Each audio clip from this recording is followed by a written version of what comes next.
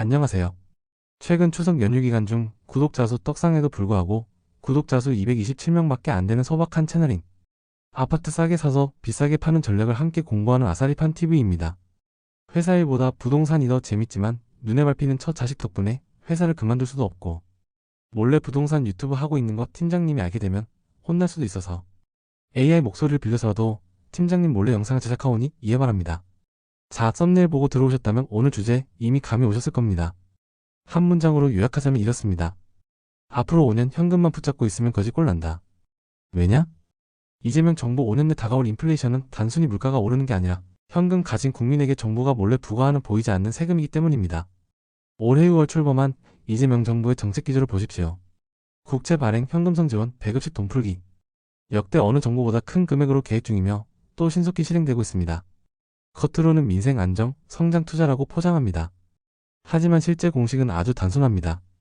민생 지원을 위해 필요한 국채를 발행하면 통화량이 증가되고 통화량이 증가되니 물가가 상승하는 인플레이션이 발생되며 같은 돈으로 내가 살 수 있는 실질적인 구매력이 하락하게 되어 세금 청구서를 받지 않았는데도 자동으로 세금이 나가게 되는 기이한 현상이 발생하는 겁니다. 이 공식대로 가면 인플레이션이라는 이름으로 내 돈의 가치가 사라지고 결국 정부는 이 논리를 모르고 있었던 서민들에게서 아무도 모르고 조용히 세금을 걷어갈 수 있는 효과를 만들 수 있는 것이죠. 그런데 만약 민생지원금이나 기타 복지를 위한 돈을 국채 발행으로 충당하지 않고 세율을 올려 국민들에게서 뜯어낸다면 어떻게 될까요? 마치 배급처럼 살포하는 민생지원금 안 받을 테니 세금도 증세하지 마라. 라고 하면서 돈풀기 포퓰리즘으로 표를 받으려고 하는 진보정부의 속내를 알아차리게 되고 그렇게 되면 다음 선거에서 승리를 할 수가 없겠죠. 바로 그래서 정부는 어리석은 백성들이 눈치 못 채도록 직접적인 증세 대신 국채 발행으로 빚을 우선 지어놓고 빚으로 만든 돈을 어리석은 백성들에게 뿌리면서 다음 선거에서 승리를 위한 표도 확보하고 물가 상승인 인플레이션을 일으켜서 내 주머니에 돈을 보이지 않는 세금으로 빼가는 것입니다. 겉으로는 국민을 진정으로 위하기 때문에 주는 돈인 것처럼 보이지만 사실 정부는 현금을 가진 국민들의 주머니 속 돈을 조용히 빨아들이는 범인이었던 것이죠. 저도 예전엔 인플레이션을 그냥 물가가 오르는 현상 정도로만 알았습니다. 그런데 최근에 돈 공부를 열심히 하다가 보니 실상은 국민 몰래 세금을 빨아먹기 위한 정부가 설계한 범행인 것을 깨닫게 되었던 거죠. 물론 저는 국가 전체 재정을 깊이 이해하는 전문가가 아니고 투자를 하는 일개 투기꾼일 뿐이라 그 외에 더 중요한 것을 모르는 부분이 있을 수는 있지만요. 그래서 이런 표현이 조금 비약적으로 들릴 수도 있습니다. 하지만 그 본질을 알게 된 순간 정부가 사실상 국민을 속이고 있었다는 배신감, 마치 뒤통수를 세게 얻어맞은 듯한 충격을 받았습니다. 여러분 아는 만큼 보인다는 말 있죠? 이 영상 그냥 끄면 앞으로도 그 법인한테 계속 뒤통수 맞으실 수 있습니다. 그러니 끝까지 시청하시길 바랍니다. 자, 이제부터 본론 들어갑니다. 자, 들어가서 시작할게요. 첫째, 인플레이션은 보이지 않는 세금이다. 여러분 물가가 오르는 인플레이션 모두들 체감하시죠? 짜장면 값도 1970년대 100원부터 해서 2000년도엔 2,500원, 2025년도엔 7,500원으로 가격이 올라왔는데요. 1970년대에는 100원에 짜장면 한 그릇을 맛있게 먹을 수 있었습니다. 하지만 2000년대 들어서면 같은 100원으로는 겨우 짜장면의 25분의 1그릇, 숟가락으로 한두 입 정도밖에 못 먹습니다. 그리고 2025년 지금은 같은 100원으로는 이전에 먹던 짜장면 한 그릇의 75분의 한 그릇밖에 먹을 수가 없습니다. 시간이 갈수록 그릇 안에 담기는 양이 줄어든 거예요. 이게 바로 인플레이션 즉 물가 상승입니다. 국민들을 힘들게 하는 물가 상승의 이 인플레이션 누가 만드는 걸까요? 경제 이념을 정확히 공부하지 못한 일반인들이나 며칠 전에 저한테 물어봤다 해도 이렇게 답했을 겁니다. 국제 원자재 가격이 올라서 그런 거 아니에요? 외식 물가가 전반적으로 올라서 그렇잖아요? 국제 정세 때문이지. 겉으로는 맞는 말 같지만 사실 반은 맞고 반은 틀렸습니다. 내 짜장면 양이 줄어든 게 정말 단순히 물가 탓일까요? 아닙니다. 누군가 숟가락으로 슬쩍 퍼가고 있는 겁니다. 누가요? 바로 정부예요. 정부는 나라 살림을 위해 돈이 필요할 때 세금을 걷습니다.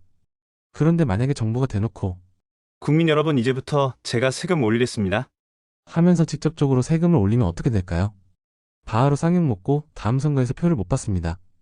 적어도 제가 보는 정치인들은 사명감에 의한 우리나라의 발전을 신경 쓰기보다는 수표 때 국민으로부터 받을 한 표를 더욱더 중요하게 생각하지 않을까 생각하는데요. 그래서 직접적인 세금 인상 대신 다른 방법을 씁니다. 그게 바로 앞에서 설명했던 국채를 마구 찍어내어 나라 빚을 늘리는 것입니다. 겉으로는 민생 안정, 경제 활성화라는 포장을 씌우지만 민생지원이라는 이름으로 마치 자기의 돈이라도 되는 듯 선심성으로 돈을 뿌리면서 다음에 있을 선거에서의 표 관리까지 하는 것이죠. 그 결과는 뻔합니다. 여러분이 세무서에서 고지서를 받은 적은 없지만 이미 세금을 내고 있는 겁니다. 바로 인플레이션이라는 이름으로요. 정부가 돈을 풀면 화폐의 가치는 떨어지고 내가 시킨 짜장면은 아무도 모르게 그릇에서 면과 소스가 조금씩 사라지게 되는 것입니다. 결국 짜장면 양은 점점 줄고 배부른 건 국민이 아니라 정부가 되는 거죠. 이게 바로 인플레이션의 본질입니다. 보이지 않는 세금, 그리고 국민 모르게 정부가 숟가락을 가져다 퍼가는 음모론. 그래서 제가 이번 정부 내에서는 돈이 많이 풀릴 것이니 현금 들고 있지 말라는 겁니다. 둘째, 이번 정부의 돈 풀기. 결국 국민의 세금만 증가한다. 자, 이번 정부는 돈 풀기를 얼마나 할지 본격적으로 살펴보겠습니다.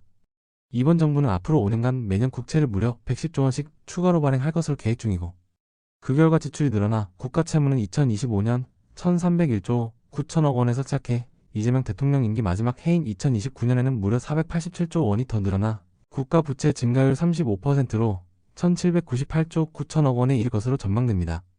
이 수치는 문재인 정부의 국가 부채 상승률 41%에는 못 미치지만 이전 보수 정부들과 비교해 보더라도 높은 수준으로 확인됩니다. 국채가 늘어나면 당연히 이자 부담도 커지겠죠. 실제로 이자 비용이 2026년 약 36조 원에서 2029년에는 44조 원으로 불어난다고 합니다. 국가 부채에 대한 이자만 이 정도라니 정말 어마어마한 수치입니다. 여기에 지역화폐와 같은 현금성 지출도 눈에 띄게 늘었습니다.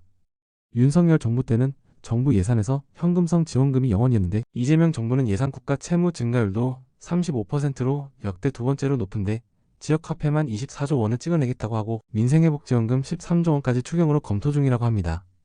돈이 풀린다는 건 결국 내 돈의 가치가 줄어든다는 얘기죠. 이게 바로 보이지 않는 세금의 실체입니다.